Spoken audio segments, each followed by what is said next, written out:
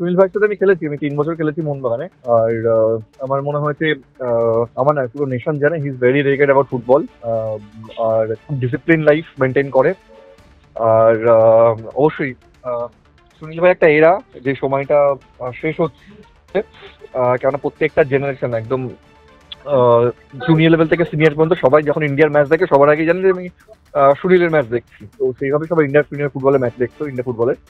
তো সেই জায়গায় সুনীল থাকবেন অবশ্যই ইন্ডিয়ার ফুটবলের জন্য একটা বিরাট ক্ষতি, অ্যাজ ওয়েল অ্যাজ অবশ্যই সুনীল ভাই এটা ভেবেছে যে ও এখন রাইট টাইম ছাড়ার জন্য, এবং যারা জুনিয়ররা আছে তারা এগিয়ে আসছে এবং তাদেরকে ব্যাটেলটা সেভাবেই দিয়ে যাচ্ছে, এবং মোটামুটি সেভাবে টিম তৈরিও হচ্ছে। তো আমার মনে হয় he is the one of the best tiger India ever produce, সে বেঁচে অস্বীকার করার জায়গা নেই।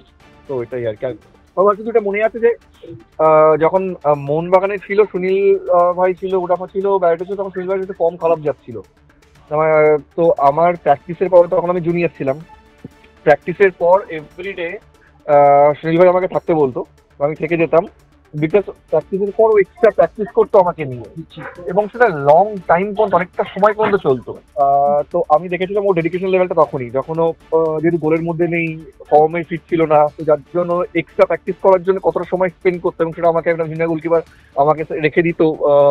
কন্টিনিউসলি গোল শট করেই যাচ্ছে আর আমি করে দাঁড়িয়ে আছি। তো আহ, এগুলো, এবং যখন ড্রেসিং রুমে থাকতো হি ইজ ভেরি ফানি, খুব মজা করতো, আনন্দ করতো, গল্প করতো।